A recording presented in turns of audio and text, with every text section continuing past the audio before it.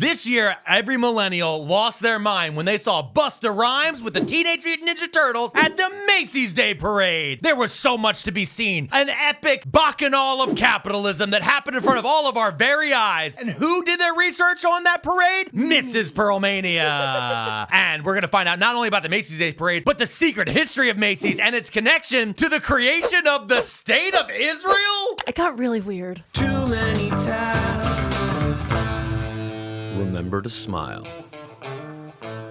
Welcome to Too Many Tabs, a podcast where a husband and wife duo sit next to each other at a table. And Mrs. P, today is a very special episode. It is. It is, because you did your research about a parade. The icon of parades. An incredible parade. It's the parade that most Americans think about when they're told of parades. Yes, absolutely. It has things like balloons. Yay, balloons. These are not the type of balloons at the parade. No, these are balloons because Phil DeFranco turned 40 years old. And I surprised him on the Crashing Out podcast. And then you left them here. And then I left them up because I'm kind of lazy. Yeah. I'm kind of lazy. Their vibes are good, though. But it is good. It makes me feel like I'm in a happy place, the same way with parades. But also, if you want to get in a happy place, I'm doing a live show in Philadelphia. Oh, you are? On December 20th and 21st. It's a matinee show at Helium Comedy Club. I love a matinee show. A matinee show, everybody. That's right. You're going to get there before there's traffic. Yes. You're going to be able to find parking. Yes. You are going to be home and in your soft pants before 8 p.m. That is totally correct. These are all options. Go to the link in the description of this show to get tickets. We're going to be doing two shows. That is on Saturday, December 20th, and Sunday, December 21st. And can I tell you something? What's really crazy about the 21st? What? That show starts at 3:30. Yeah. 3:30 in the afternoon. You could get a nice meal after this. Yeah, honestly. You could go to brunch and then come to the show. Wow, a brunch comedy show and see me yell at you in a dark basement. All right, now, Mrs. P. Yes. We want to talk about not dark basements. No. But bright lights. Big balloons. Big city. Yeah. New York City. And the Macy's Thanksgiving Day Parade. Yes. So, we watched the big parade. We did. And you loved it. I did love it. This year's Macy's Thanksgiving Day Parade brought me so much joy. And also, okay, in particular, I put it on for one reason only. What's that? Our toddler loves Golden by the K-pop Demon Hunters. Yes. We haven't even watched this movie. No. But if this song comes off on anywhere, he literally goes, up, up, up, and a golden. But it's toddler babble. Yeah. So he's just like, Yeah. And so it was like, okay. And I knew they were going to be in the parade. Yes. Because I saw on social media, they're like, K-pop Demon Hunters will be there. And I said, the baby got to watch that. Yeah. Oh, and he loved it. He was dancing along. I got a video of it. He thought it was the coolest. I got a video of it. And if we were different people, we would have posted it on social media. Yeah. And then got a lot of brand deals. But we didn't. We didn't. And our management team is mad about it every day. Every day. But while watching it, we also then got to be boomed by a bunch of other different things. Yes. Particularly Busta Rhymes and the Teenage Mutant Ninja Turtles, which is a moment. That was the moment when we truly felt old.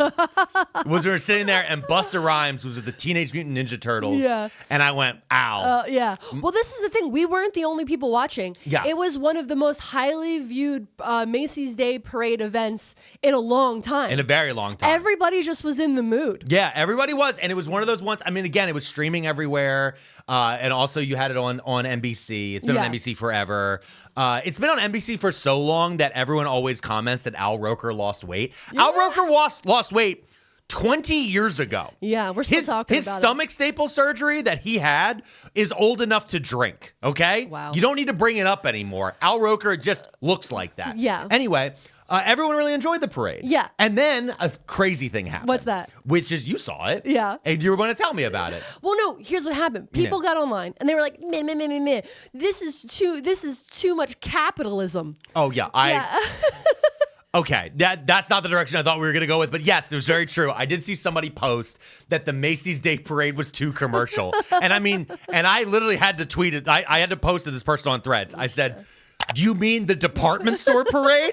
Exactly. It's literally a department store parade? It's a parade thrown by a department store. Yes. This is peak capitalism. Yeah. And so, but that thread post and us laughing about it is what led me down this lore search. Yeah. Was like, okay, everybody, I think, in America knows about the Macy's Day Parade. But why did we just start letting department stores throw parades for themselves? Can I tell you something real fast? Before we do that, I just want to say there's this one very funny story. You guys know Kumail Nanjiani? Yeah. The stand-up comedian? He moved to America from Pakistan. Yes. And when he came here, it was on Thanksgiving. His first day in America is on Thanksgiving, and he was in New York, and he went outside, and there was a Macy's Day Parade, and Mariah Carey was there. Yeah. And he thought, Yeah. like, this is one of those things. The Macy's Day Parade is American soft power. Yeah. Like when people think, oh my God, America's the land of opportunity, they are like Kumail Nanjiani thinking Mariah Carey is going to go buy you on a float. Every day. Yeah. Every day you have a chance to win the lottery. The streets are paved with gold. They have no idea about our crushing medical debt. They have none because there are no floats about a crushing medical debt. But you've done some research on not only the Macy's Day Parade, but also the history of Macy's. Yeah, it got weird. It went everywhere. I was in somehow I got to Abraham Lincoln, and then I got to Palestine and Zionism. What? I don't know. It got really weird fast. But we're going to start with the parade itself. Yeah, we're going to start with the parade. Okay, go ahead. Take us off. Tell us all about how did the Macy's Day Parade get started? Okay, well, the parade itself started in 1924. 1924. That's how old this bad boy is. Okay, roaring 20s. So we're coming up to an anniversary because it's going to be a lot of years of this parade. Yeah. Okay, so the way that this parade starts, okay, is the Macy's store employees march to work. Okay. Okay. Wait. So they had an employee march. Yeah, but it wasn't To work, not a strike. No, it wasn't a strike. No. They were like, oh no, No, they were like, we're hype. We're going to work. we're going to work. Yeah, and they all got dressed up and they put on these really vibrant, fun costumes. Oh, like colored like this, vibrant and fun, like this room Vibrant right and here. fun. Happy birthday, Phil. And Jesus. Okay, yeah, and Jesus' birthday's Christmas coming up time. too. Yeah, but Phil DeFranco is my Jesus. Okay. He hates that it's his birthday too. I know he It's so doesn't. funny. I think he's okay with it now. He's okay with it now? Yeah. We had a good time. George Santos was there. Okay, go ahead. So all the employees, they're marching towards work down the street, dressed up, and they have like live bands with them. Okay. And so there's lots of music. And when you say bands, you mean like marching bands? Yeah, marching bands. Okay, because like I just want people get pictures in their mind. When you say when I hear live band, I immediately go with like grunge rock, garage band, guys with guitars. This is 1924. Yeah. You have people in marching bands carrying big tubas, beating big drums. Yeah. It looks like the movie Dumbo. You know what I mean? Got it. Yes, 100%. Yeah. Okay. So and then they also have live animals from marching down their street with them because they borrowed them from the Central Park Zoo. Wait, hold on. Okay. They borrowed animals from the zoo. Call your friends at the zoo. Hey, bud. I will say we used to live in a world of merriment and fun. Now I know that if some guy showed up one day and went, we need to borrow some lions from your zoo because we need to sell some things at the department store, that would not fly today. That would not fly because insurance. The woke government ruined our good time. No, it's because insurance would be involved. There would be some liability. Competent people would be like, wait, maybe don't let a zebra walk down the street. The zebras got loose in Philadelphia all the time. It's happened multiple times.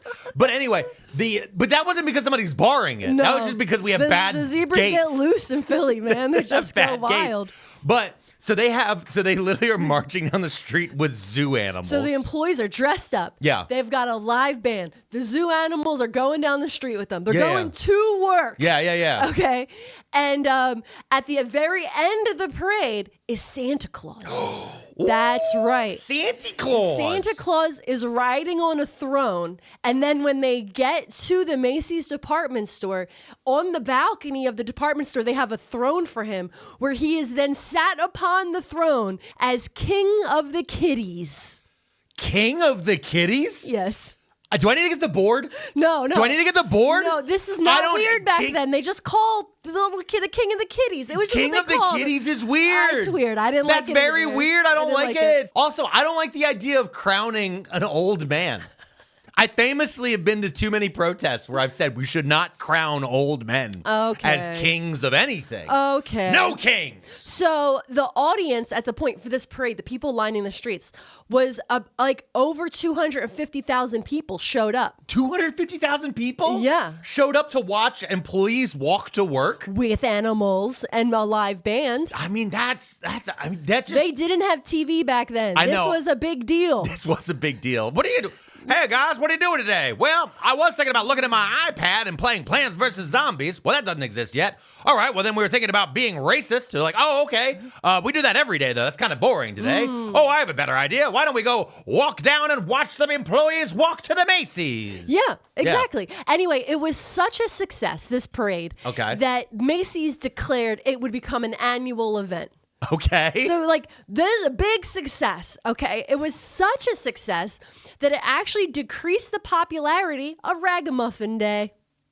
Ragamuffin Day? Yes. The typical children's Thanksgiving Day activity, Ragamuffin Day, featured children going around and performing what is described as, quote, a primitive version of trick-or-treating. They were begging.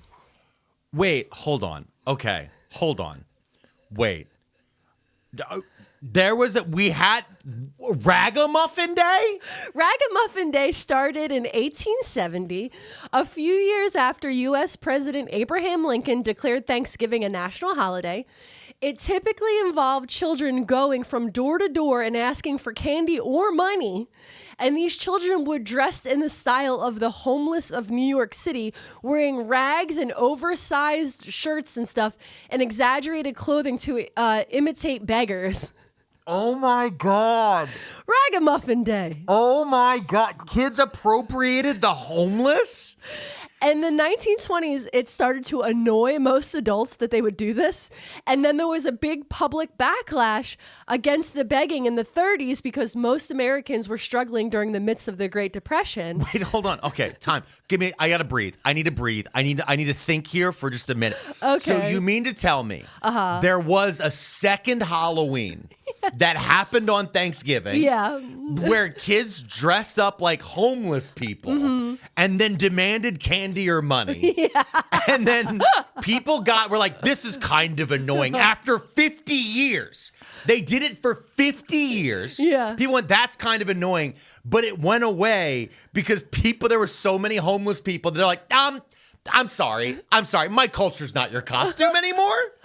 The children were appropriating homelessness, but in New York City.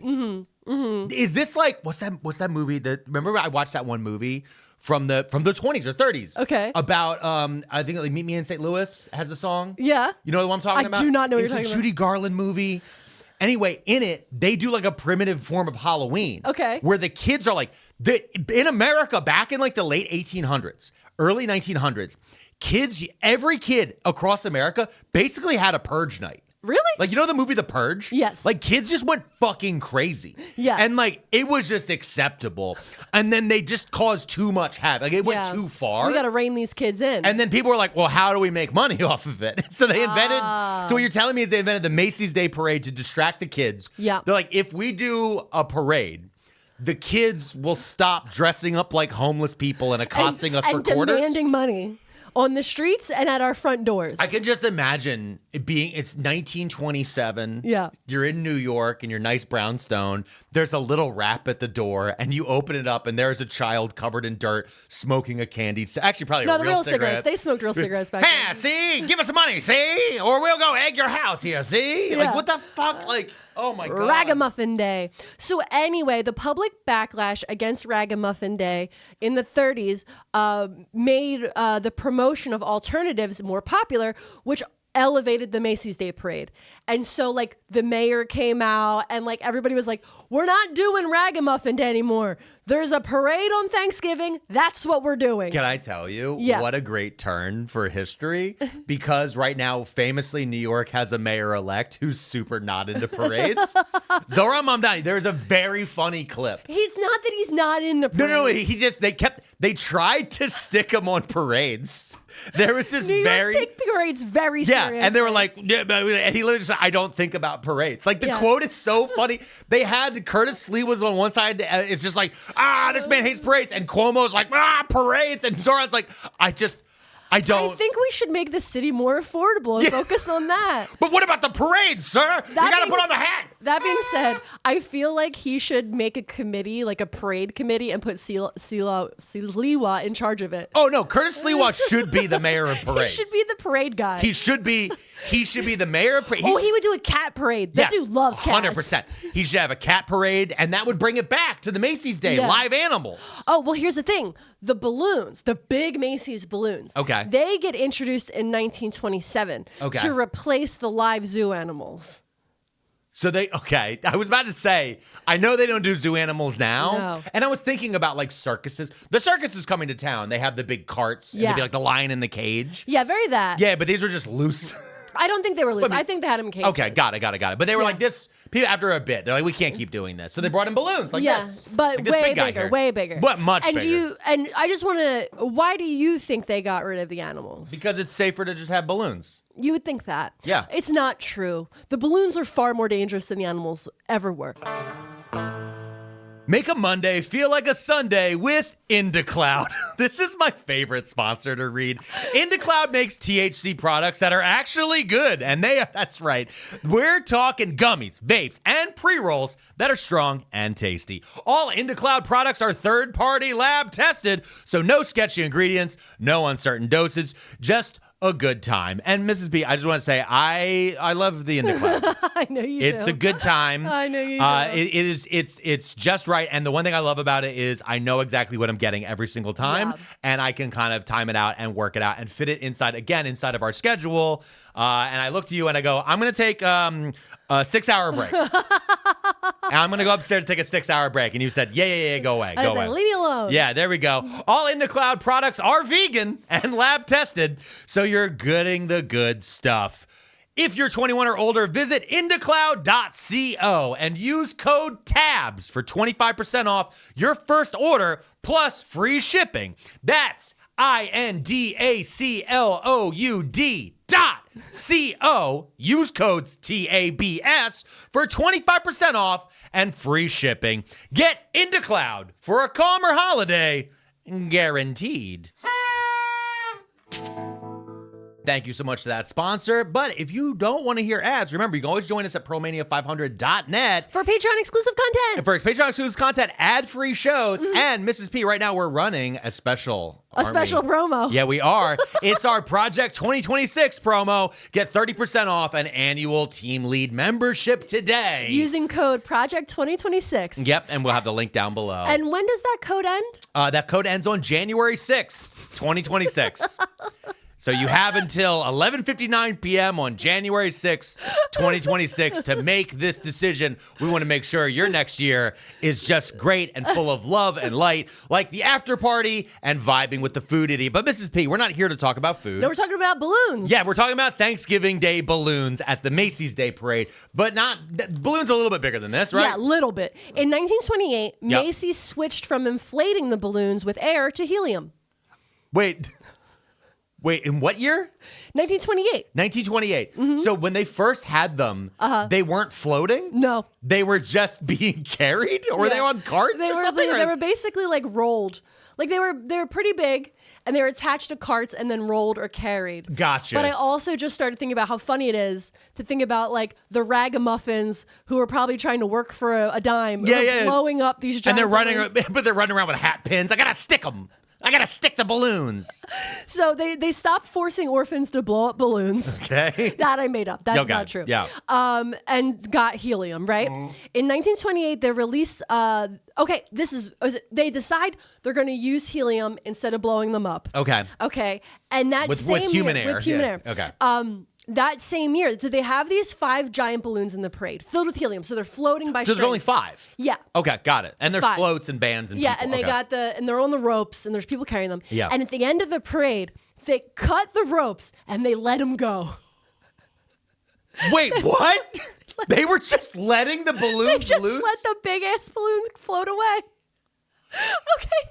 Wait. That's like in Tim Burton's Batman. Remember with the Joker? Yeah. And the balloons are shooting the gas everywhere? Yeah, but so this wasn't an evil plot by the Penguin, right? No, that was the Joker. Oh, sorry, the first Joker. movie was the Joker. Yeah, okay. So they released Hold the on, balloons okay. at the end of the parade. Shut up. Okay. But then, here's the thing. Helium balloons slowly start to leak, right? Yeah. And so then there's going to be a giant balloon that eventually comes back to Earth somewhere in New York City, right? I mean, it could be anywhere, though. That's the thing. Balloons, even hot air balloons. Yeah. They can go up and down. The rest of their directions are decided by the wind. Okay? So it could be in New York City. It could have made it to Jersey. Yeah. Like, I don't know how long they would last. So here's in the air. thing. The Macys announced at the end of the parade, after they cut the ropes, that they were going to put out a reward of $100 to anybody that brought the deflated balloons back. But these are massive balloons. They're huge. So you got to roll it up. So if you find the deflated balloon, Okay. roll that sucker up and bring it back to Macy's, you're going to get $100. Okay. Which today, in today's money, is $1,830. That's not a money to shake a stick at. That's, I mean, It's if a I good money. lived in New York City and I wasn't like crossing a bridge to pay a toll, It's not 10 grand. no, but You know still, what I that's mean? a lot of money back then. It is still a lot of money. $100 is still a lot of money back then. That could get you a nice vacation. Yeah. You know what I mean? Actually, here's what's crazy. We're thinking about $1,800 in today. Yeah. When $100, like that was like months of I was rent. lifetime Yeah, rent. but today $1,800. It's what's so funny is actually Yeah. our inflation is so twisted right now Yeah. because you're like $1,800. I'm like, oh, that's not even 1 month of daycare. Yeah.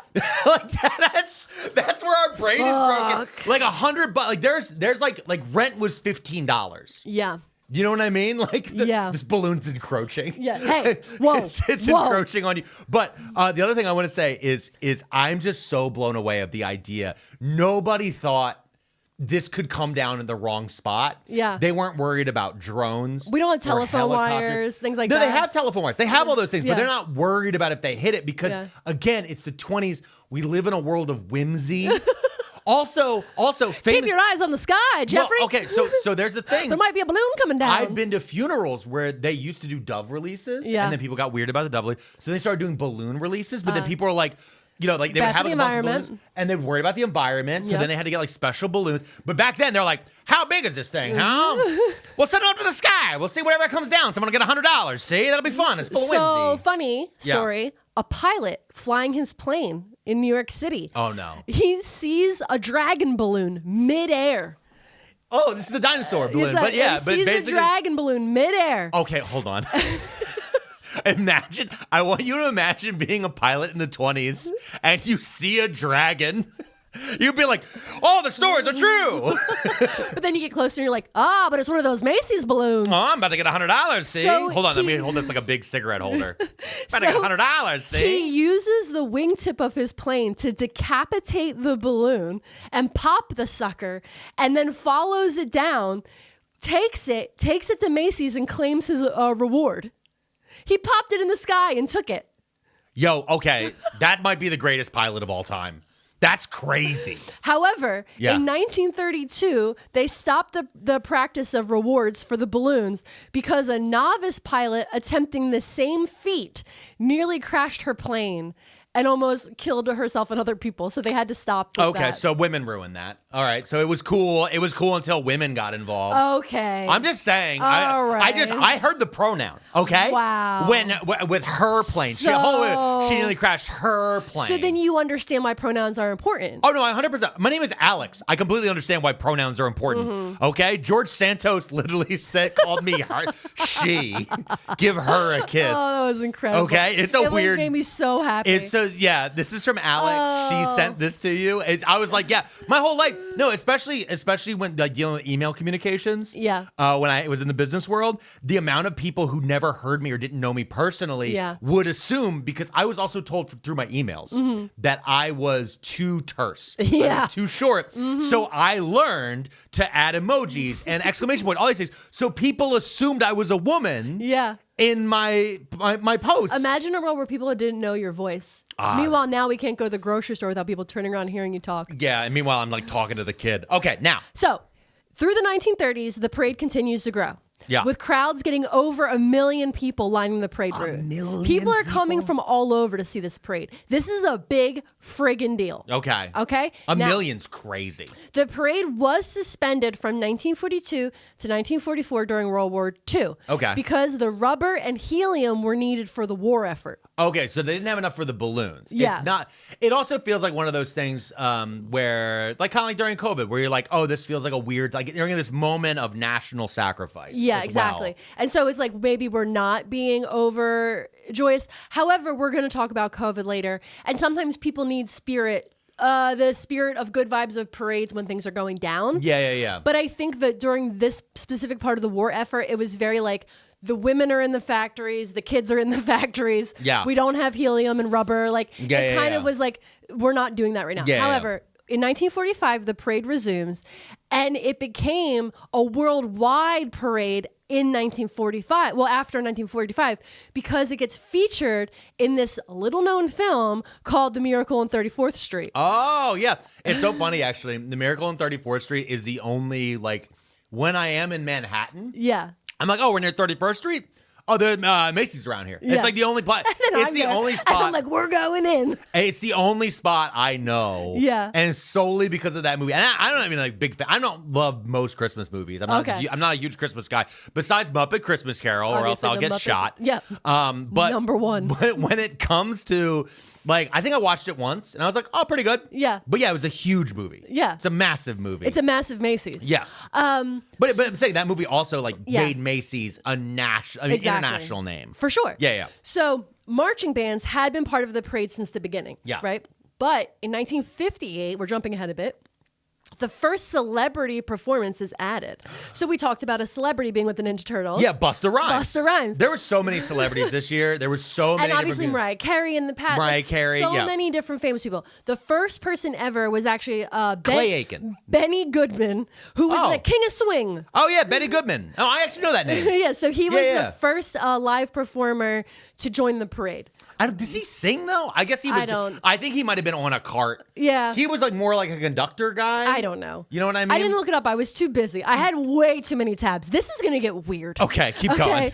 So during the 1993 parade, we're jumping ahead now. Okay. 1993 parade, strong gusts of winds pushed Sonic the Hedgehog balloon into a lamppost in Columbus Circle.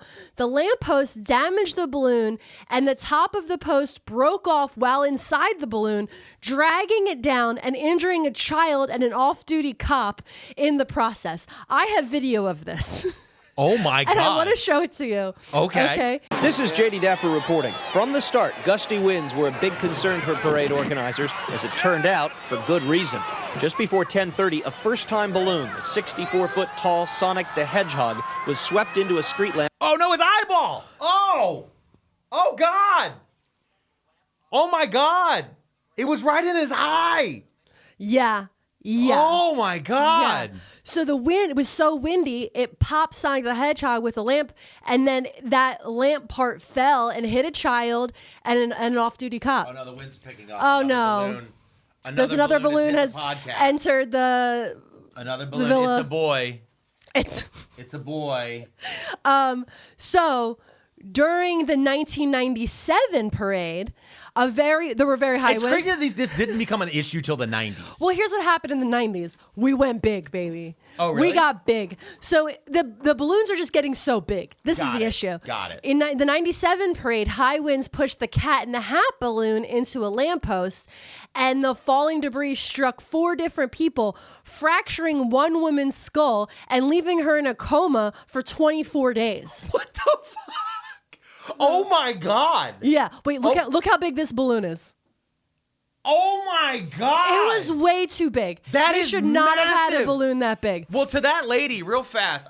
Stop adding I hope balloons. she gets well soon. Oh my God. I hope she gets well soon. Wait, can I tell you? I opened a tab about the woman because I was like, wait, I want to know what happens when you wake up. Real fast, before Yeah. you even say anything, I just want to say, like, what an insane story, and how the fuck did that not get made into a movie? Like instantly, like that feels like the premise of like a 90s comedy. Yeah. Right? Oh, what happened? I went to the parade. I got struck by some cartoon animal debris. I went into a coma, and when I woke up, I fell in love with my nurse. You know what I mean? It's Hallmark movie energy. But it's not even a Hallmark movie. It has that weird, like, it feels like a Sandra Bullock movie. Yeah. It's very Sandra Bullock. Wait, but let me tell you, I looked up this woman because I was like, what happens when you wake up 24 days after the Macy's Day Parade, and like what happened? Like, Yeah. so I'm like, who is this? Your first thought is, my Christmas shopping. I need to catch up my Christmas shopping. Your second thought is, I'm now swimming in debt. I'm swimming in medical debt because America is a nightmare. That's why you never want to get well soon. Yeah. It just means you're financially sick. Her name's Kathleen Carana. So she's Italian. Years later, a few years later, Carana sues Macy's. Okay, good. And the city. Yep. And a city contractor. She sues them for over $395 million. Okay, yeah. And in 2001, she settles the suit out of court for an undisclosed amount of money. Get that paper. While Corona has mostly stayed out of the spotlight, her mother did share an update in 2005 with People magazine. Okay. And I have a quote from her mother. Okay, let's hear from her mother. I'm going to do an accent. Do it. Kathleen goes out of town for Thanksgiving. You would too if it happened to you.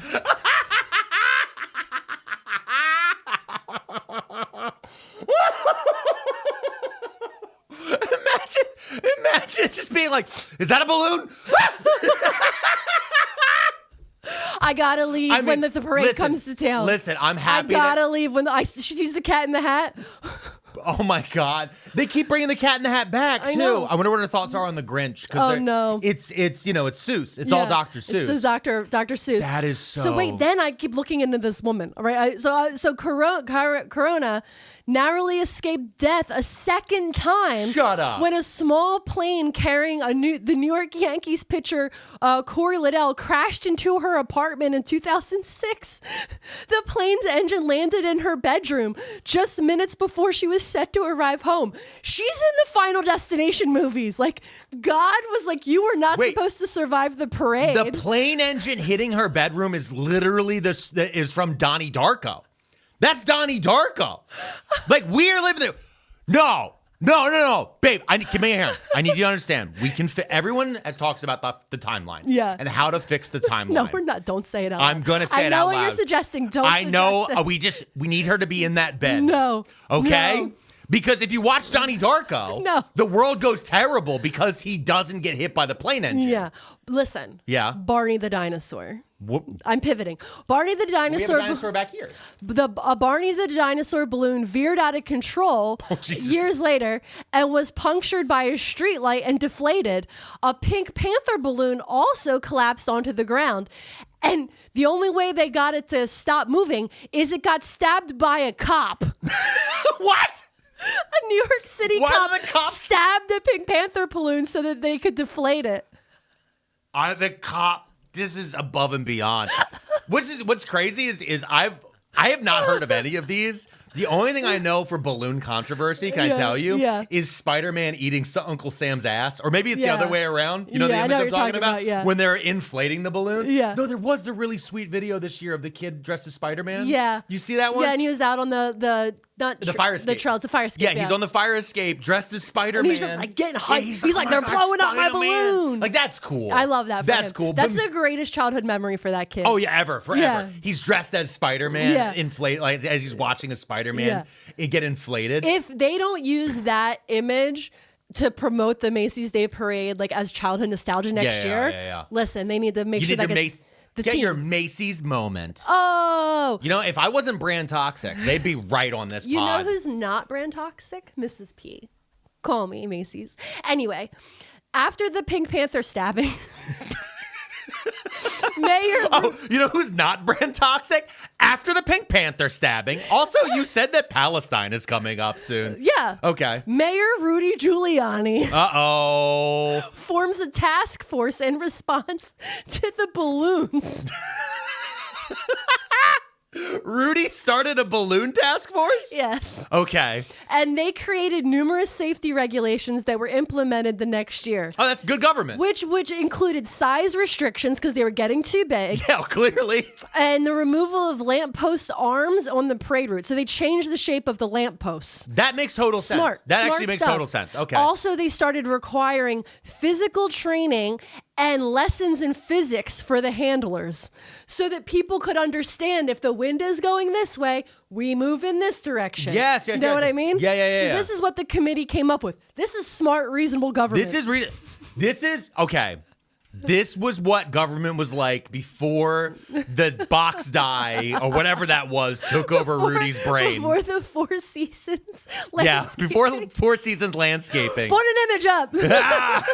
Okay. So in 2001, after September 11th, there were debates about whether to cancel the parade because there was still the lingering scent of burnt metal in the air and there were still rescue efforts going on. Yeah. Because obviously Thanksgiving was very close after September. And this is not far from the World Trade Center. Exactly. So despite some debate and backlash, they decided to move forward with the parade, and the parade went on as scheduled, and it served as a symbol of resilience and a major step in the city's recovery after the attacks. Well, and there was a lot during that time. I remember it was like 2 or 3 weeks. Yeah. There was a whole debate after September 11th of kind of like, when does life restart? Yeah. And it's a debate we never really had about COVID. Yeah, because we never had the opportunity to take a beat. Yeah, we never had a moment. Like in the horrors of September, after September 11th, I feel like the nation, the city, people that are within the city,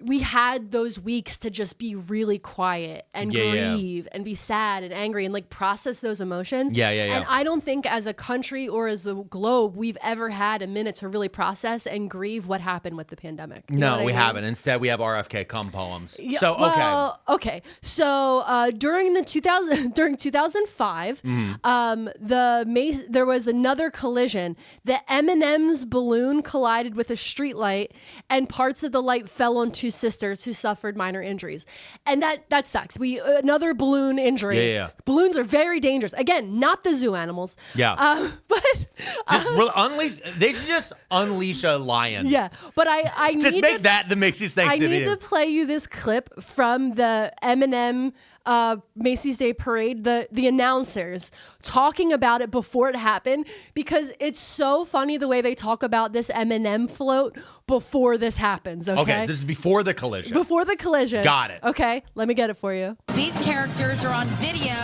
and if we told you they were not in a panic, we'd be full of hot air, but they're definitely ready for their close-ups. Not exactly contestants for Fear Factor. It's yellow and red.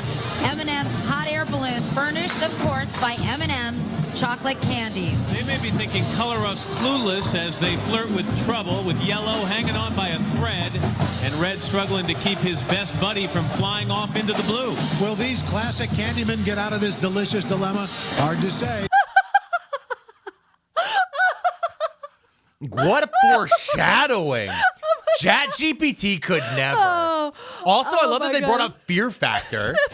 And it's like Joe you have Rogan ruined the I know, government. before they destroyed the country. Who would have known that Joe Rogan's Fear Factor would lead us to where we are today? Al Roker is sitting there with his new stomach staples in, just having the time of his life, making jokes about M&M's hanging from an even bigger balloon. Yeah.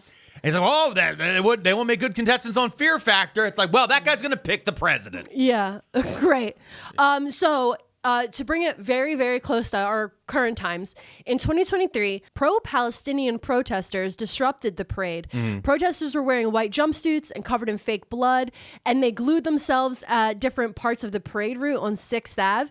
And the NYPD were very quick to intervene and arrest the protesters because they didn't want to hold up the parade too long. Yeah. I remember seeing it on TikTok Live and Instagram and other different places. It didn't make it on like the main broadcast, but it showed up a few places. Yeah. And this isn't even the note I wrote down about Palestine that I was talking about earlier. Really? Yeah, because I did research about the history of Macys. Okay. And how potentially they funded Israel. Like, what do you mean they funded Israel? Like the creation of Israel. What? Stop looking for the perfect gift. Check out Aura Frames. Aura's digital frame is the gift your loved one will display all year long. Aura makes sleek, easy-to-use digital photo frames. Share memories with your loved ones from anywhere. It couldn't be easier. We got an Aura frame, which we gave as a gift, and it is incredible. It's so easy. You just use a QR code, you download the pictures, they open the box, they're already in the frame. Yeah, we preloaded it. Yes. It's a boomer-proof gift. It honestly was so good. We loaded it up with pictures of the baby. Yeah. We gave it to the grandparents, and it just sits up there, and then we can keep casting to it from our own homes.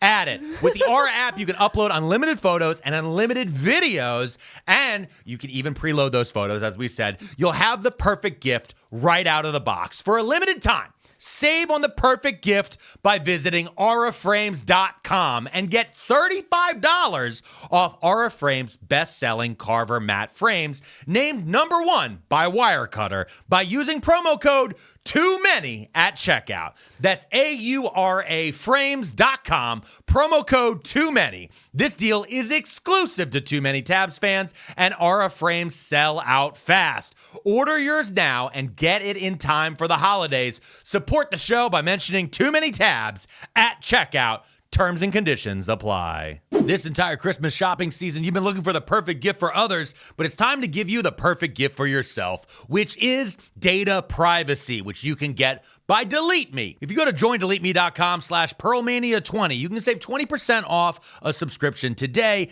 to get your information removed from data broker and people finder websites. This entire time, while you've been using every single app to go and try to find the perfect gift for your loved ones, data brokers have been collecting little bits of information that you leave behind. Your name, phone number, address, email address, and more. They've been taking these and putting them together into files, and then they've been selling these files to other people. Who are they selling this information to?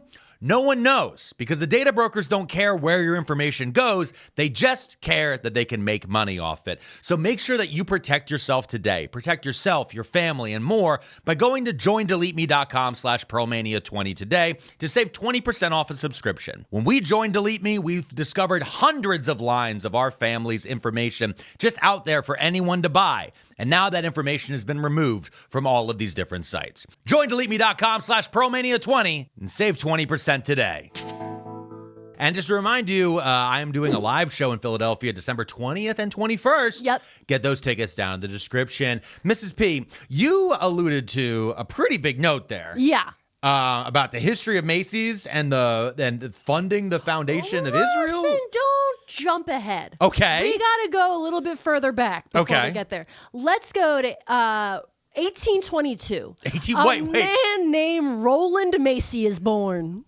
Okay, there's a man named Rowland Macy. Yes. 1822. Yeah. He's the founder of Macys? Yes. Okay. Got it. Okay. So Rowland Macy was born to a Quaker family on Nantucket Island in Massachusetts. Oh, that's never good. Yeah, listen. No, just real fast. Whenever Mrs. P mentions Quakers, it's rarely, we are not batting well with Quakers. We're doing great with Quakers. Okay, I don't know about that, all right? I'm just going to throw it out there. Okay. Richard Nixon was a Quaker. Oh, God. Okay, go ahead. But, okay, so for most of his young adult life, he worked as a sailor. Because, again, island, right? In Massachusetts. Got it, Nantucket. Yeah. He works as a sailor on a whale ship called the Emily Morgan. Okay, And so he hates whales. Well, I think that they utilized whales a lot back then. Yeah, okay. Blubber and such. Yeah. And he was deep into the sailor life. Got it. This kid is a sailor to the point that he had a lot of like sailor tattoos. Okay. All right. Pretty cool ones pretty that cool would then tattoos. be appropriated by hipsters later in life, and then they would stand around while drinking their IPAs. Yeah, exactly. Okay, 2013 And so, ruled. It was a great year. It was. Okay, he notably had on his forearm big red sailor stars. Big red sailor stars. Yes, because he's a sailor. Oh. Don't jump ahead. Let me Okay. let it live there. Okay. Okay. Foreshadowing. He and his brother Charles opened a dry goods store in Marysville, California during the gold rush in 1850. Oh, we just talked about this with Levi Strauss and the jeans and everything. Yep. Yeah. And everybody who opened, a lot of people opened the stores out there did really well. That's the whole thing, is they went there to go sell dry goods. Yes. Here's the thing, though. Their store failed. Oh. Whoopsie daisy. Yeah. His brother Chuck stayed out there, but Rowland headed east. Okay. And he's going to go east and go back to Massachusetts for a little bit. And between 1843 and 1855, he opens multiple retail dry goods stores, 4 of them to be exact, and they all fail. Okay. But here's the thing about Rowland. He learns from every mistake. He clocks it. He's like, this is what I did wrong. Yeah. Here's one thing I can point out, though. Yeah. Because this man is only like, I think I did the math real fast, 1822, we're at 1858, I think you said? Yeah. Or 1855? We're at 1855 right now. Okay, so he's 30 something 3 years old. Okay. Same age as Jesus when they nailed him to a cross. And you've already told me now about he's failed 5 businesses. Yes. But he's been allowed to fail 5 businesses and be able to restart them. I feel like in today you wouldn't be allowed to do that. Because of credit reports, all these different things. Like, it's a different time. Unless you're Elon Musk. That dude fails at like so many businesses. But the government bails and him President Trump, he also failed at fucking everything. Yeah, but he was already rich. Yeah, I guess okay? you can fail when you're rich. Yeah. Okay, so I gotta move Macy moved to New York City in 1858. New York City. And he established a new store called the R.H. Macy Dry Goods Store. Okay. And he made sure that it was significantly north of other dry goods stores. So it's kind of out of the way. It's in its own location. It's not around a lot of other stuff. And on the company's first day in business, on October 28th, 1858, sales totaled $11.08. Oh. Which equates to $402 approximately today. That's not great. But it's pretty good back then. It's pretty good back then. I'll give it that. But For your first day, first day $400? jitter. Yeah, okay, sure. He's selling oatmeal, dude. That's He's true. doing great. It's oatmeal sales. Yeah, okay, gotcha. So- No, you're right. As the business grew, Macy expanded into the neighboring buildings. So he just started buying up the buildings that are close to him. Got it. Right? And he's opening up more and more departments in each new space. Oh. Okay, are we starting to see where the idea of a department store comes from? So he's like, okay, I'll buy the row house next door. That is where I'm going to sell ladies' goods. Exactly. The row house next to that's going to be hats. Yep. The row house next to that, Gloves. that's going to be, whatever. Yeah, exactly. Each thing will be its own department. So he also started new concepts in marketing, such as an in-store Santa Claus during the holidays. That was from Macy? Yep. This guy invented the idea of the mall Santa Claus. Exactly. He was like, if I bring Santa in here, then you'll come to you'll here. come here. It's an event for you to come to. He also just started doing themed exhibits, which I always loved about Macy's. Macy's in Philly used to do like a big flower exhibit around the perfume section during the flower show in Philly. Yeah. And so like he came up with this idea of big exhibits that had to do with the what he was selling, basically. Well, the big one in New York is one thing I do remember when younger and going to Manhattan is like the big window displays as well, and those different types of things. Because again, you want to attract people's eyes. Yeah. And then as they're standing there looking and they're going, "Oh my God, look this! It's so. How much is this hat?" Yeah, like, that is exactly. How much. Yeah. And so the window exhibits was the next thing I wrote down. They're separate from the interior exhibits. I'm talking about interior exhibits. Oh. And then the illuminated window displays were their whole thing. Got it. Because again, this is the point where we're talking about illumination. We're talking about electricity's just up and coming, babe. Yeah. And he's illuminating his windows with like holiday decor. This is stopping people in their tracks. So he's really is an innovator. He is an innovator of marketing. Well, him and the people he's working with. Yes, exactly. He's not alone. We're giving him this the same way like you would give Edison the light bulb. Exactly. Like there's probably other people who are like, well, what if we did like a seasonal display? And he's like, how much will it cost? Yeah, you know, but he signed the check, so he gets the dib. So he also offered a money-back guarantee for his items. This is a big deal. Cash back, babe. Yeah. The store also produced its own made-to-measure clothing for men and women that would be assembled on an on-site factory. So you could go there, pick out an outfit, get measured there, and then there were staff members in one of their departments that would sew it in sight, and you'd pick it up like a day or a week later. Well, and this is, especially at this time, this is before washing machines. Yep. So what we know now about our sizes, right? Medium, large, your pant size, all those different things. Yeah. Everyone used to get tailored clothes. Yeah. It was very uncommon. We didn't have, there just wasn't large shirts. This is because of washing machines. Yeah. Fast fashion, mass fabric, all these different things is specifically because of washing machines is why we changed. Yeah. Getting this done is crazy. Absolutely. And he's figured out, he's also, much like later Henry Ford, he's figuring out how to make it into a streamlined process. Exactly. That's crazy. Okay. So the store did move several times before setting into its current location at Herald Square in 1902. Which is 34th Street. That's where the miracle is.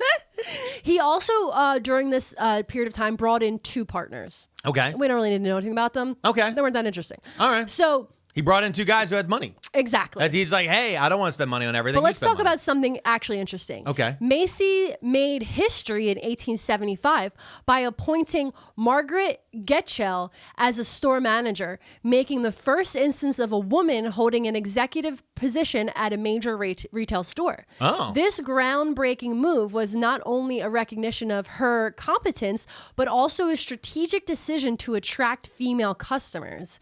And it set a precedent for gender diversity in the retail industry, inspiring more and more women to enter the workforce and pursue leadership roles. So you mean to tell me that Macy's Yes. is responsible for DEI? Yes, absolutely. Okay. Fun fact, and the reason I actually knew this tidbit in my mind palace, I didn't have to look this up, except for the dates and her name, is when I worked at Macy's. Oh, really? I worked at Macy's like a million years ago. I worked at the one in Northeast Philly at the Roosevelt Mall. Shout out. I don't know if that exists anymore. Yeah. Because a lot of Macy's closed. Yeah. And I worked at the Coach counter selling Coach handbags. Oh. That was my favorite. It's where I fell in love with I love a Coach handbag. Yeah. And that's where I learned everything about Coach. And it was I worked there during the holidays. It was like selling Coach handbags, and I was next to all the fragrances and the makeup. I had a great time. I know you did. And I love a department store, so getting to be in Macy's during the holidays was such a fun time for me because my grandmother worked at Strawbridge and Clothier, which was a Philadelphia institution. It was like the Macy's for us. Yeah. Macy's eventually bought Strawbridge and Clothier and turned them all into Macy's. Yeah. But so growing up with this idea and love of department stores and having women in my life who fundamentally worked at department stores was because of this woman. So we knew her lore. Got you know it. what I mean? Yeah. Well, and the other thing too is, and I think people, because department stores for the most part are dying. Yeah. And Macy's, everyone's really sad about it, and I'm everyone. Yeah. Well, Macy's is the big dog because it bought so many of the regional ones. Yeah. So a lot of people copied Macy's. Yeah. And then Macy's later came in and bought them all up. And a big part of that was to buy up the land underneath them. Oh, yeah, for sure. And to control that and to borrow against it. But the other part of it though is that the department store, it's a people don't think about it that often, but Walmart and Target, we call them big box stores, but they're department stores too. Kmart was a department store. It's just about how they sell themselves. Yeah.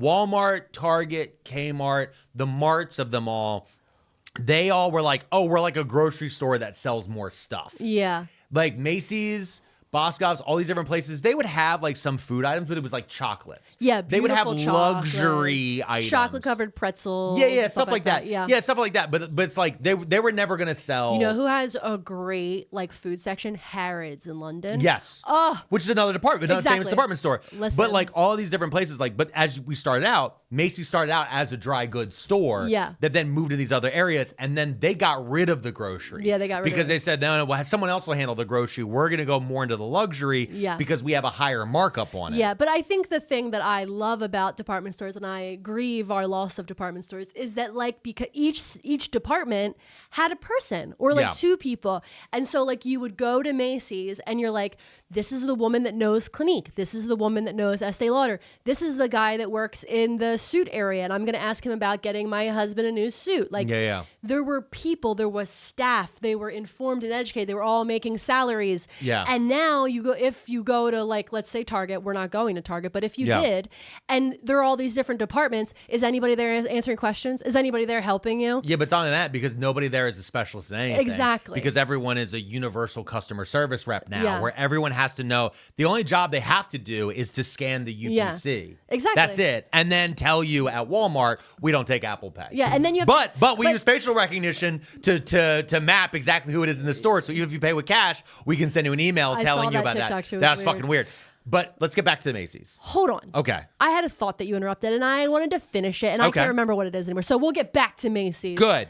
Okay. So Macy passes away in 1877. Oh, R.I.P. to the GOAT. And Hold on. R.I.P. So he passes away, and the only thing that I thought was very interesting is in his will, he left a lot of stuff to his wife, Louisa.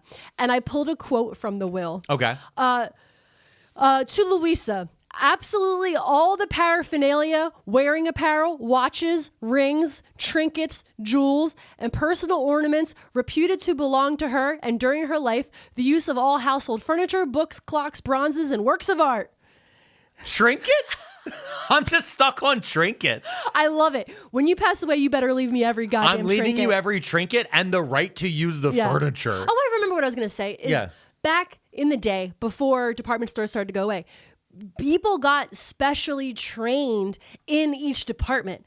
So you could get paid more, so you could make a commission. Yeah. So the people that worked at the coach department, like where I was, we would get special training on leather goods and how they're made and why this is important, why this is good. And then I would get a commission for selling it so that I had a base salary and I'd make more money. But at Target now or whatever, even if somebody did help you understand the difference between the plugs you're buying in the electric section, that person's not making a commission or having something they could put on their resume to then take to potentially go work at the Coach boutique or the Estee Lauder boutique. It just sucks all around. Yeah. You know what I mean? But don't worry, we have dynamic pricing now. So that way the shareholders can make more money. In the following year, after he dies, Macy's partner, LaForge, dies, and the third partner, his name was Valentine, he dies as well in 1879. Okay, so all the partners are now Everybody's dying. Okay. Ownership of the store passes to the Macy's family, and the Macy's family doesn't really, I think it's mostly the wife, and she's like, no thanks. He has a son. He doesn't leave his son much. He leaves his wife and his daughter most of it. He's very much one of those guys that's like, you need to make it on your own and be a man. Boy named Sue. He hit him with a boy named Sue. He leaves him an annuity of some amount, but he really doesn't even leave the business to him. Yeah. And the wife doesn't want to deal with it. She's got her trinkets to handle. Yeah. So she ends up my trinkets and paraphernalia. Ooh, my good furniture. Yeah. I bet you she had incredible trinkets. Oh, it's 1870. 1870 is peak trinket. She's having the time of her life. Yeah. Also, whenever I hear paraphernalia, I immediately think bong. Yeah. That's not what it is. Not at all. That's it's not drug paraphernalia. No. Yeah. Okay. Legalese has ruined us. So they end up selling, the Macy's family sells the store to Isidor and Nathan Straus, not the Levi Strauss guys. Got it. Okay? In 1890. There's no relation to No these relation. Strausses. Okay. 1896. Now, the Straus Bros, I'm going to call them the Straus Bros, they had a crockery store. Do you know what crockery is? No, what's crockery? So crockery is the term that they used to use back in the day, a lot more, for ceramic tableware, like dishes, plates, bowls, cups, to serve and eat food. So this is where we get crock pot. A crockery is all of the dishes together. Oh, like a crock of shit. Okay, there you go. Okay. So they have this crockery business that I believe their dad started, and then they were, working in, and they had a special license to sell china and crockery goods to the Macy's store. So they were in charge of basically the crockery department. So now when you go to Macy's, a lot of times this happens at weddings when you're doing your wedding registry. Yeah. Or if somebody has a wedding registry, you go to that department where the china and the plates are. Yeah. That's the crockery. And these guys had the license to sell in that section. Yeah. Through Macy's. And so we had our wedding registry at Bed Bath & Beyond. Doesn't exist anymore. It doesn't exist anymore. Thanks, private equity. And so because they had a positive relationship with the Macys family and they had enough revenue saved, they bought Macys and became the partners in 1896. Can I tell you how interesting that is? What? That's very interesting because a similar thing. It wasn't because the partners died, but a similar thing happened with McDonald's. Okay. A guy named Croc, Okay. who was selling milkshake machines to the McDonald's brothers who founded it, was like shocked because they kept buying milk. He's like, there's no way you need this many milkshake machines. Yeah. And they're like, no, we did. And then he went and he saw what they were doing and he was like, I need this business. Like, this is groundbreaking. Nobody understands of how smart this is. The same way the Straus brothers who were selling Crockery. It's just funny how these things have this cycle. Back then, you could do this kind of thing. Yeah. Okay, so let's take a break. Okay. And when we come back, I want to tell you all about the Straus Bros and some things I've been talking about. Oh, hints. The holiday season can get busy, so finding time to cook can be tough. Save time and get a hot meal with Factor. Factor's chef-prepared meals make it easy to eat healthy. You can enjoy hot, delicious dinners in just 2 minutes. Factor offers a wide variety of weekly meals, including premium seafood like salmon and shrimp at no extra cost. Oh, and let me tell you, Mrs. P, I love the Factor meals, especially the shrimp meals. There's this one, they do a lot that come with the cavatappi. It's, as you know, a lot of them are naturally gluten-free. Yes. So it fit into your diet. There's this shrimp one, I think it was like a shrimp dill. Ugh, so good. I ate it all the time.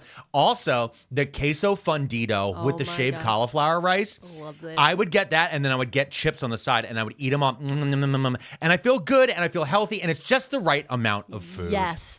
Enjoy global flavors with the new Mediterranean diet, or check out Factor's new variety of GLP-1 friendly meals. 97% of customers say Factor helped them live a healthier life. Eat smart at factormeals.com/toomany50 off and use code toomany50 off to get 50% off your first box plus free breakfast for 1 year. That's code toomany50 off at factormeals.com for 50% off your first box plus free breakfast for 1 year. Get delicious, ready to eat meals delivered with Factor. Offer only valid for new Factor customers with code and qualifying auto renewable subscription purchase. And we're just getting a little bit closer to Mrs. P's devilish foreshadowing. Subtle foreshadowing. So subtle. Okay, so the Straus Bros. The Straus Bros. They were born in Germany. Okay. They're Jewish. Okay. And then their family moves where? Georgia. Georgia, Russia, Georgia? Nope, the state. Oh, the state of Georgia. Yes. Oh, where Phil DeFranco lives. Yeah. Who just had his 40th birthday. Okay, so they moved to Georgia. Okay. And as the children, they moved to New York City. Or no, they moved to New York City as young adults with their dad because his dad opens the Crockery. Okay, but why do they move from Georgia to New York City?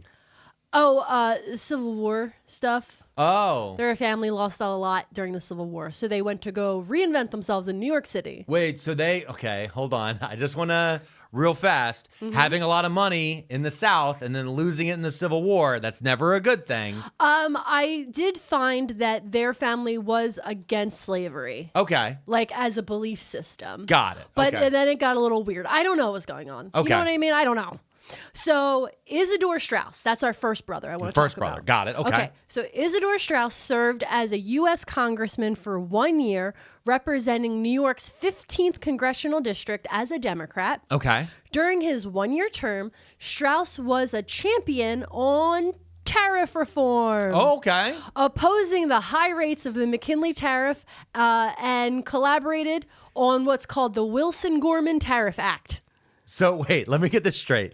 This guy goes and becomes a congressman for exactly 1 year. Just one. His only thing he works on is getting rid of tariffs. Yes. Which directly affect him. The man that sells crockery. Yeah, as a man who is importing plates Yeah. from all over the world. Yeah. He literally showed up because I don't want to pay this fucking tax. So he basically became a congressman to lobby himself. Yes. He is his own lobbying agent and congressman. Yeah. And he was successful. Yeah. That's incredible. Isidor Straus was also the president of the Educational Alliance and a prominent worker in charitable and educational movements.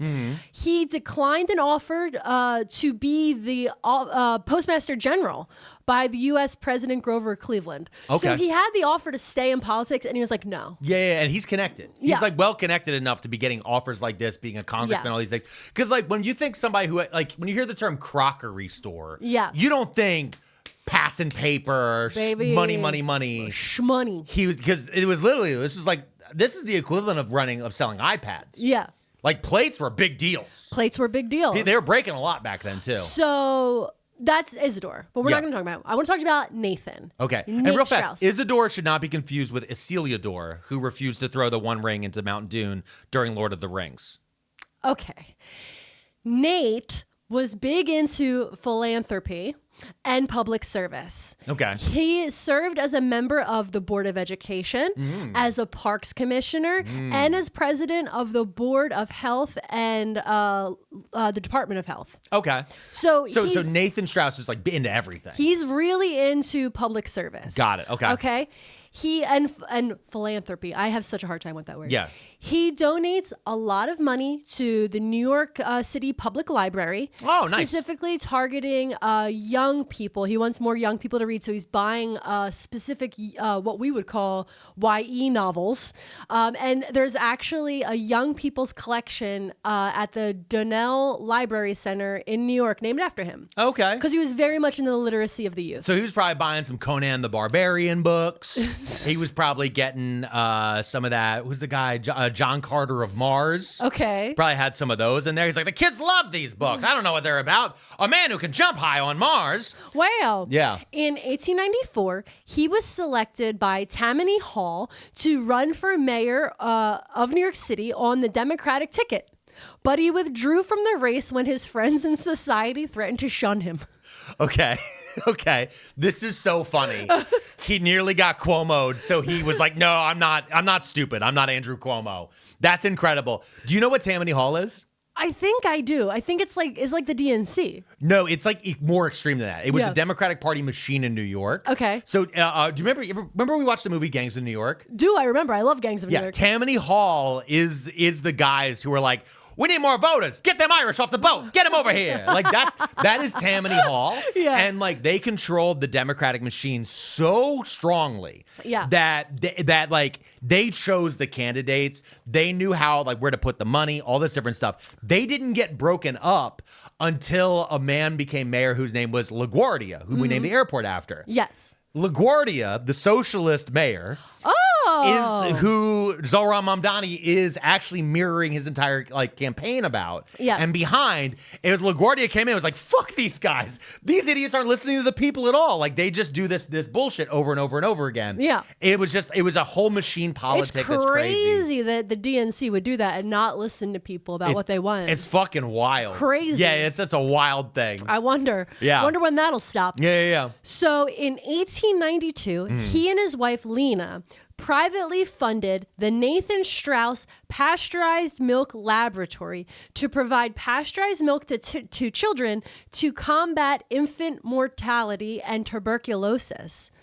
In his battles with the disease, he opened the Tuberculosis Preventorium for Children in Lakewood Township, New Jersey. Him and his wife wrote a book. The title of the book is called Disease in Milk, The Remedy, Pasteurization, The Life Work of Nathan Straus. So he's the Hank Green. Mm-hmm. He is Hank Green, Hank and John Green of TB of his era. Like famously, John Green particularly has been like very big on trying to end tuberculosis, which is a terrifying disease, which also is like it feels like an old-timey disease if you are in the developed world. Yeah. In general. But this is incredible. I love the fact that this dude was like raw milk bad. Yeah. And now here we are fighting it again. And tuberculosis is back. He literally is but he's a Jew. He's a Jew, so actually we need to drink the raw milk because it's a Jew plot. Is that where this goes? No. Anyway, in his book, he discusses the fact that unpasteurized milk fed to infants was the chief cause of tuberculosis, typhoid, scarlet fever, diphtheria, and other diseases that were the main cause of the 25% infant mortality rate in the United States. Yes. Nathan Straus is credited as the leading proponent of the pasteurization movement, which eliminated the hundreds of thousands of deaths per year due to the disease-bearing milk. This is crazy. Yes. So the guy who owned Macy's Yes. actually dropped our infant mortality rate. Yes. By 20, no, much higher than 20, like 24.9%. Yes. Yes. Just because he was like, boil the milk, idiots. Yeah, no, literally. Him and his wife, Lena, this was like their cause. This was their big thing. Yeah. Now billionaires' big things is getting people to drink raw milk. Exactly. And not taking vaccines and being racist on Twitter. Yeah. But back in the day, it was for the love of God, boil the milk. The babies are getting scarlet fever from bacteria in the milk. Yeah. This is insane. During the economic panic of 1893, Oh, another panic. Straus used his milk stations to sell coal at the very low price of 5 cents for 25 pounds to those who could pay. Those who could not receive the coal for free. Wait, hold on. Yep. What do you mean milk stations? So he had pasteurized milk stations set up all around New York City, so people could have access to clean milk. You would buy the clean milk, like in the glass jugs and everything, pre-pasteurized. Yeah. And they would talk to you there about why you should drink pasteurized milk and tell people, hey, come get our low price pasteurized milk. We already boiled the milk for you. It's safer than that weird junk down there. Yeah. Have you looked at those cows' udders? And eventually they turned the milk stations into coal selling stations where they would sell coal at a loss. So he's subsidizing people. Yes. He's using his money to subsidize people so they don't freeze to death. Yes. Okay. So Elon, can I point out something? Elon created an AI that called itself Mecha Hitler, and then he demanded that it praise him while saying that it loves him forever. Yeah. And he's the richest man in the world. Yeah. Not a coal station to be seen. So Nathan also opened multiple homeless shelters. What? Serving almost over 64,000 people. Okay? Okay. And at these homeless shelters, you could get a bed and a meal for 5 cents. He also A nickel. A nickel for a bed to sleep in and a hot meal. Okay? Okay. He also funded separately 50,000 meals that were 1 cent each. So they would have meal stations like the milk stations where you could go get a hot soup and a bread and blah, and it would be for 1 penny. You could get a hot meal. That's incredible. He also, they found out later, gave away thousands and thousands of turkeys anonymously. You're just giving out turkeys. You're just handing turkeys out. Turkeys out, baby. I'm just picturing again. I'm just picturing people, you know, like rich guys with the money guns. Yeah. Spraying things. Instead, it's just Turkeys. this guy being like, turkey, you get a turkey, you get a turkey, you get a turkey. No, Oprah's a different episode. Oh, Shh. okay. I just foreshadowed next week. Okay, go ahead. Also at a certain point, he noticed that 2 of his employees at the Macy's store were starving themselves in order to save their wages to feed their families. Okay. And when he realized what they were doing, he established what may have been the first subsidized company cafeteria, in which staff were getting free meals so that they didn't have to not eat to feed their families. Oh my God. And the thing is I actually, in my lifetime, I remember, like, I worked at a company that had a cafeteria. Yep. That it wasn't free, but it was cheaper than going out. Yes. It was cheaper than going to Wawa. Again, Pennsylvania, we eat gas station food. Going to Wawa, McDonald's, Chick-fil-A, any of the places around. It kept you in the building. It also gave us a reason. Like, the break room is probably one of the saddest places in America and workplaces right now, because you go in there, you're annoyed because you want to just watch, you know, your YouTube, like this show, on your phone with the AirPod. Too Many Tabs podcast with your AirPod with your AirPod in. And then the coworker from accounting comes in and sits across from you. You're like, that's weird. But there's not enough seats. Yeah. Somebody microwaved fish. And you're like, why the fuck would you do that? And then there's just the sign that says your workers' rights. Yeah. And you're like, what the fuck? And it's just it's in fluorescent lighting. But like I worked in so many places that had wonderful cafeterias that had good food at reasonable prices.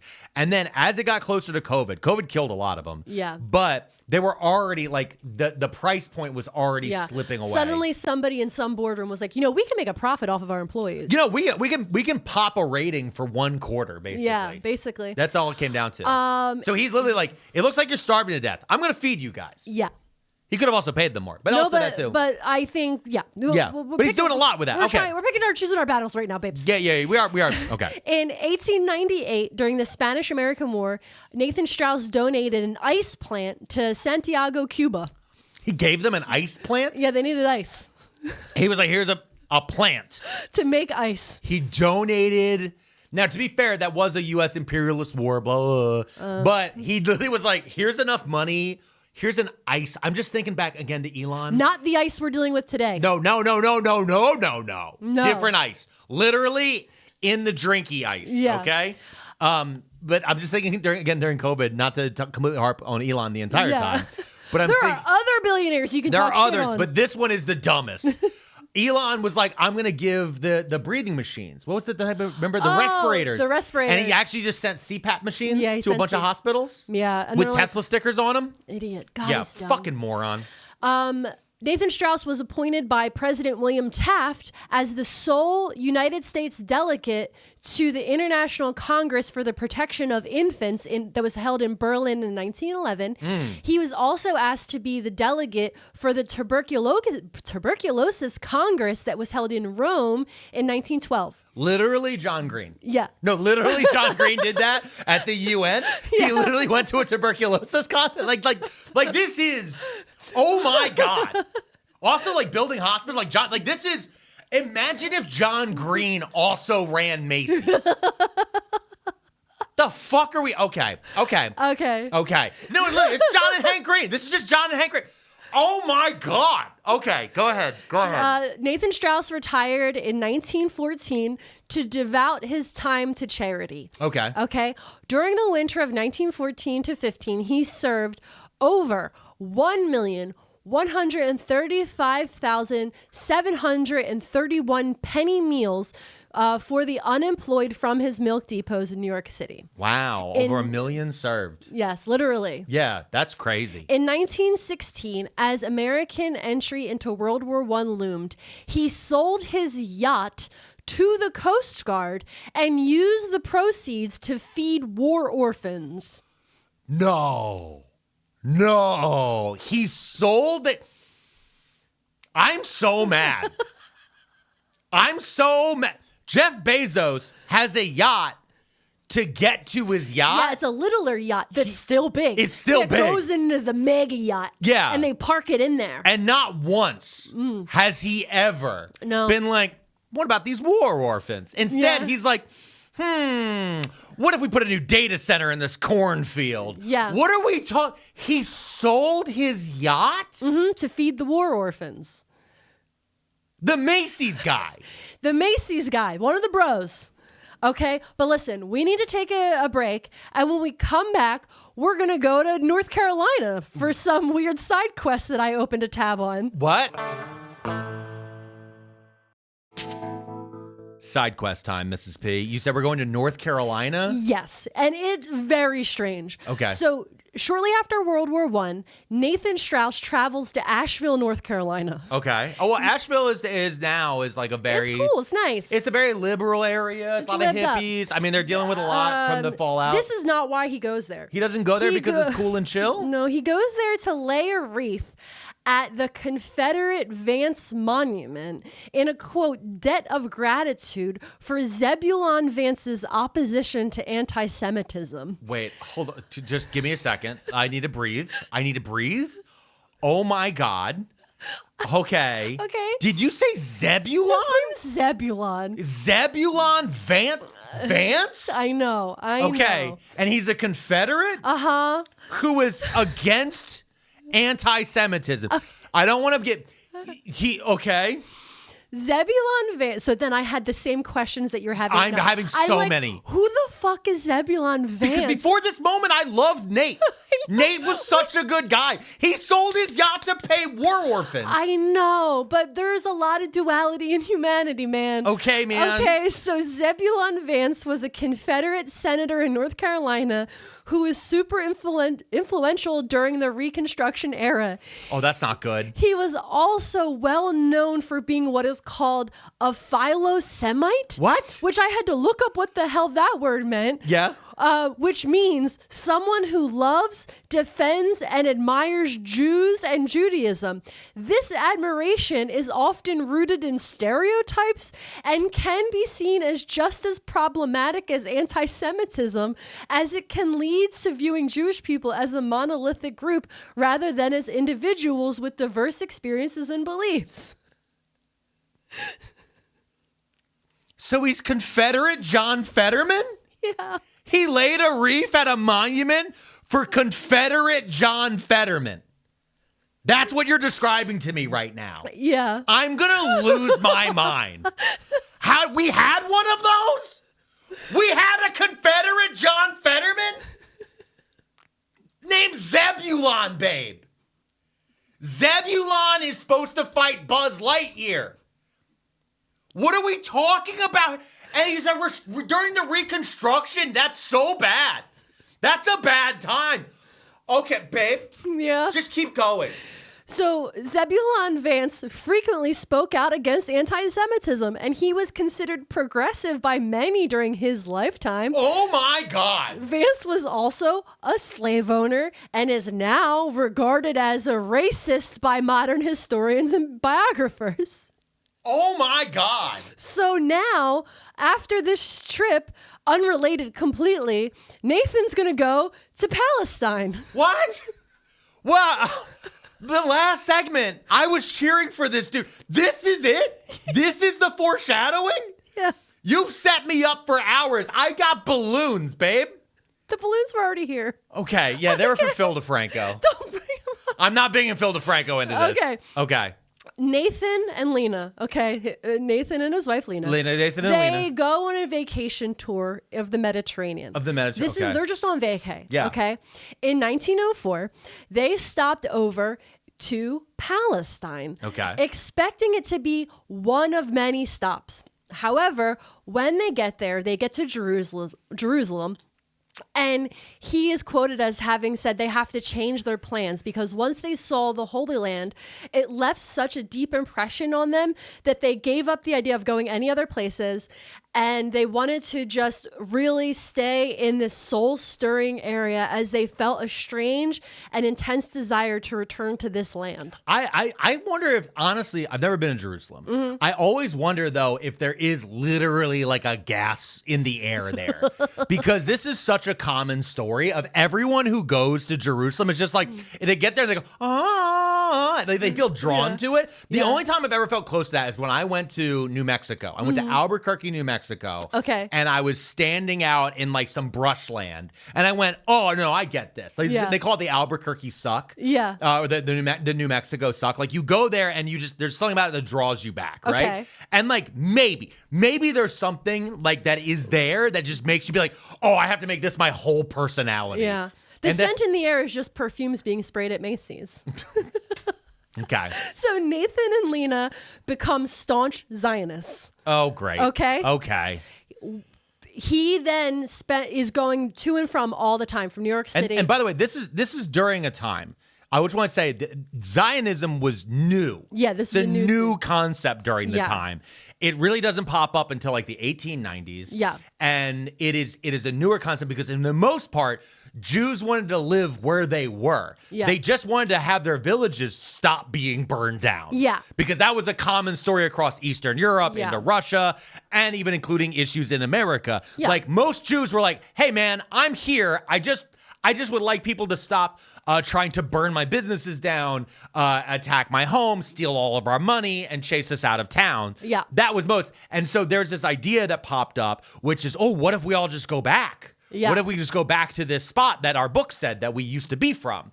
And so this idea became attractive to some people, but it also was like a long shot. It was like a pipe dream thing. Much like, again, Elon Musk, we're all going to go to Mars. It was that sort of fanciful idea. Yeah. Nathan and Lena start really funding the building of different charity places in Palestine. Okay. He built a soup kitchen. He built multiple soup kitchens for the aged, the blind, the physically defective there.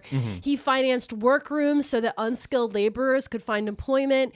He built health stations that ministered to the victims of malaria. And he provided over $250,000 for the establishment of the Jerusalem Health Center. Okay. So Nathan and his wife were visiting Palestine in 1912 on one of their many visits there. Okay. And the thing is he breaks his leg while they're there. He breaks his leg. Yeah, he's out there doing stuff and he breaks his leg. Okay. And because of this injury, he has to cancel these plans he has with his brother. Okay, so Nathan and Lena and Isidor, and I forget Isidor's wife's name, Ida. Okay, Ida. They all had a big family plan. They had tickets that they were going to go on a vacation together. Okay. And he wanted to show his brother Palestine. All No. Okay. They were meeting up to go on a different vacation. Okay, got it. After this trip to Palestine, but he broke his leg, so he couldn't go. He had to cancel. Got it. Okay. Because they were going to get on this boat trip. Oh, okay. On the RMS Titanic. Shut the fuck up. He was going to go on the Titanic? Mm-hmm. Key final destination, the Titanic? Isidor and Ida did go on the Titanic. Oh, no. They were passengers on the Titanic when at about 11:40 p.m. on April 14th, 1912, it hit an iceberg. Once it was clear that the Titanic was sinking, Ida refused to leave Isidor and would not get into a lifeboat without him. According to a friend and a Titanic survivor, Colonel Archibald Gracie, when he offered to ask an officer if Isidor could enter the lifeboat with Ida, Isidor refused to be made an exception while women and children were still aboard. While Ida is reported to have said, quote, "I will not be separated from my husband. As we have lived, so shall we die together." Ida gave her lady maid her fur coat and insisted on her getting on the lifeboat. Isidor and Ida were last seen on the deck arm in arm. Eyewitnesses described the scene as, quote, "the most remarkable exhibition of love and devotion." The ship sank at 2:20 a.m. on April 15th. Wait, hold on. Wait. Shut up. Okay. This is the scene from the Titanic. If anyone's seen the movie, and I know at one point it was the most popular movie in human history, they are the couple on the bed. James Cameron changed it. Yes. No, literally. Literally, he changed it to the two of them on the bed. On the bed while the water rises up. Yeah, as they're like big spooning each other on the bed. No, that's them, literally. That's fucking crazy. Yeah. That's them? Yes. That's the Macys guy? Yeah. What the fuck? And Nathan and his wife didn't go because he broke his leg in Palestine. But also, can I tell you how insane this is? There are so many conspiracy theories about Titanic involving the Federal Reserve. What? Because there's people on the Titanic that like died, and there was something involved with like the Federal Reserve was formed after that. Because again, it's one of those things where people put together, oh, it's the 1910s. Yeah. And then the Federal Reserve is like in 1914 or whatever it is. And so like there's people on there that was rich because it was a rich people boat. Yeah, it was full of rich people. It was a rich people boat. It cost a lot of money. Yeah, it cost a lot of money to be on there, and it was the new thing. Yeah. It would be like... Rich people love the new thing. That's why that Katy Perry flew to space. Yeah, it would be like, oh my God, if the Katy Perry rocket blew up, people would be like, oh, there was actually a secret plot under there. It was really, it's just somehow, this thing. Oh, there was definitely a secret plot under But this is just one of those like crazy things. That is so wild. Yeah. All because we only learned this because our child likes K-pop Demon Hunters. We're going You really up, tapped. up. You really no. They went down. You really tabs this episode. Yeah, I did. Okay. The Israeli city of Netanyahu, which is the Hebrew name for Nathan, was named in his honor. Shut up. Say that again. The Israeli city of Netanyahu, which is the Hebrew word for Nathan, is named in his honor. Netanyahu. I know what you're thinking. Not related. The city's founder had hoped that he, Nathan, would contribute towards the development of the city, but Straus didn't have anything really left to give because he had contributed so much money elsewhere, LOL. I literally wrote LOL because he was donating so much money that these city planners were like, I know what we'll do. We'll name it after Nathan Straus, and then we'll feel like he should give us more money to build out the city. But he actually was already like, no, I mean, I appreciate it, guys. I do appreciate it. But I'm also funding so many other things. Wait, hold on. Yeah. So Benjamin Netanyahu. Uh-huh. Which that's not his real name. His family changed their name to Netanyahu. Yeah, I did look it up because I thought the same thing. Okay. And it's not related. Benjamin Netanyahu's grandfather's last name was Nathan, and that's why they changed it to Netanyahu. Okay. Yeah. Got it. Because there was a moment there. I know. Wait, so does that mean that Benjamin Netanyahu's name is actually Benny from Nathan? Yeah, and then the Yahoo is like Yahweh, so it's like Nathan of God. You know what I mean? Okay, got it. That's what that's supposed to mean. Yeah. Okay. So yeah, Nathan. There was a moment there where I had a heart attack where I was like, you mean to tell me you need to apologize to the Green Bros. What? Oh, jeez. Oh, yeah, no, yeah. My apologies to Hank and John Green. He didn't mean it. I did not. I didn't want to. I have to stop jumping on these dudes' nuts when they do good things early. And I need to learn how you structure this show. You always front load the good stuff. Yeah. You're never like, this guy was evil. Also, here's some good things he did. You're always like, oh, isn't he nice? And I'm like, he's so nice. You're like, and here he is over here. So Nathan Straus dies in January of 1931. Okay. Now, here's what I'm going to do. I want to take a break. And when we come back, I want to tell you about how a money laundering sexual deviant from New York, a governor specifically, launched a civil rights investigation into Macys. What? You said a money laundering sexual deviant New York governor. Yes. I'm going to throw a pin. Okay. I'm going to throw a dart. Go ahead. And just say this is Elliot Spitzer. Oh my God. Yeah, okay. Listen. I just, you said the 2000s. I just go, I know of one. Mm-hmm. I know of one. Because I would have said Cuomo. Very but we don't similar. really have the money laundering in there in the same sort of way. Yet that we know of. Okay, so listen, before we get to there, after Macy's death, Macys goes crazy, right? And what I mean by this is like, there's a lot You mean the Straus deaths. The Straus deaths, Yeah. yes. I'm sorry. After the Straus deaths, Macys, as a company, years and years of different shit.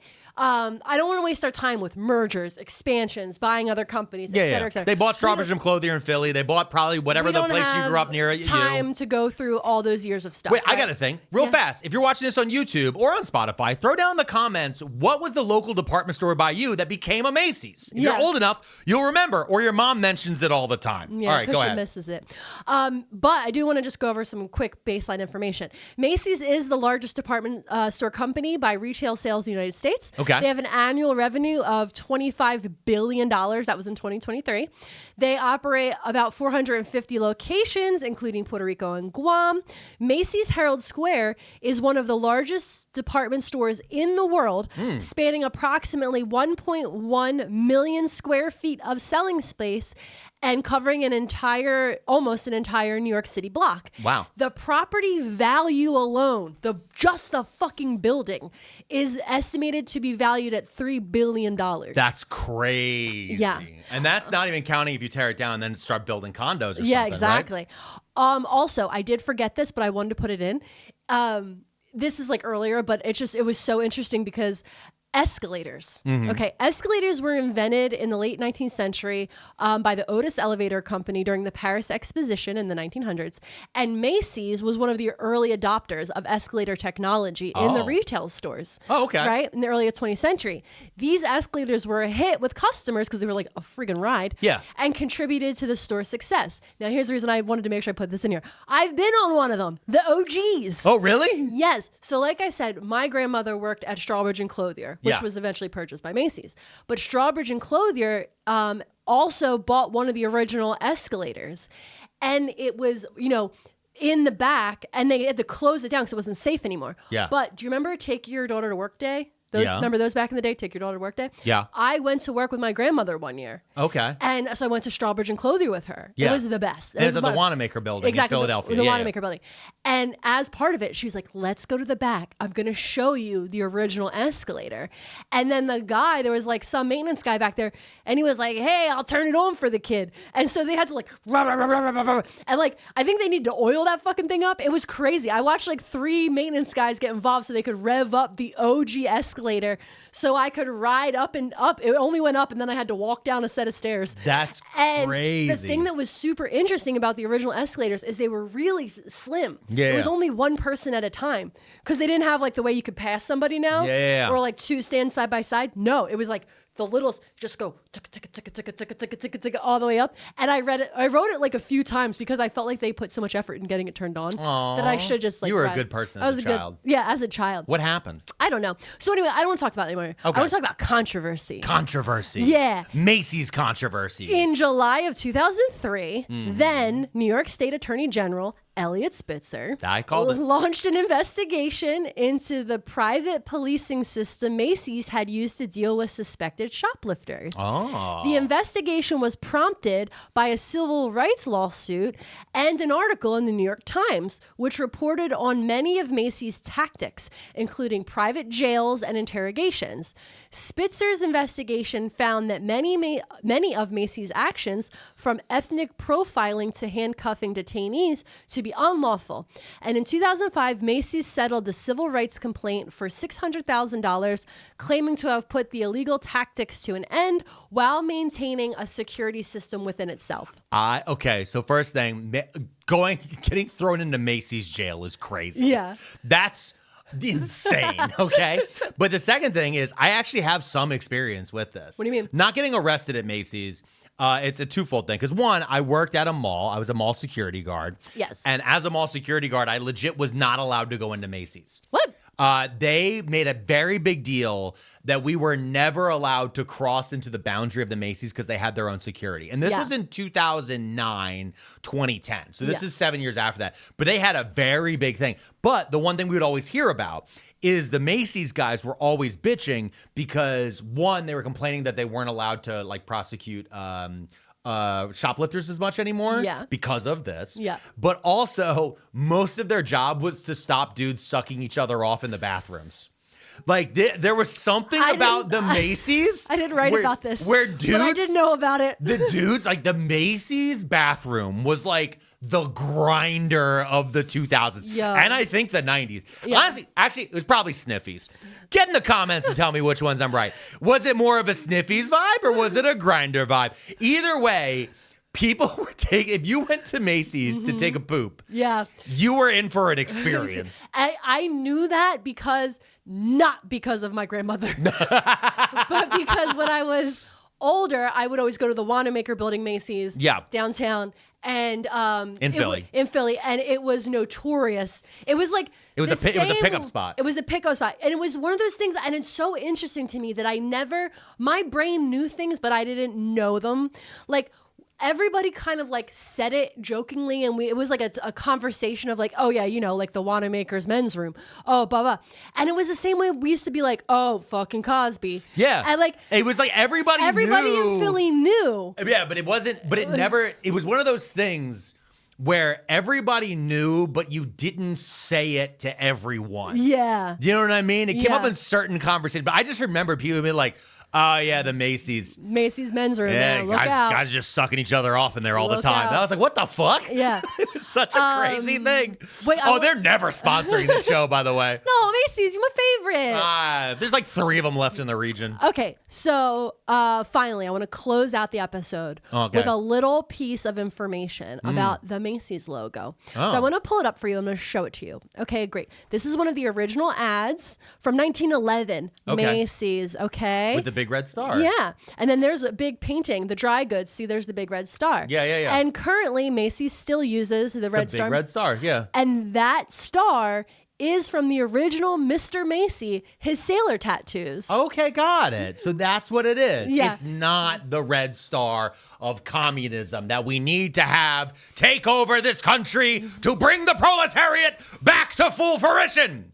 No. No? And I know you called it. You called it earlier. Yeah, You're well, like- you set it up. I mean, I was trying to be set it up fair, for a surprise. your foreshadowing is as subtle as a baseball bat to the head. I know. What I will say, though, is actually you did really teach me something about the connections of the Straus brothers, the second owners of Macys, to the formation of the state of Israel. Yeah. Like, I had no idea. Like, I remembered when the Palestine protests, the pro-Palestine protests, blocked the Macy's Day Parade. Mm-hmm.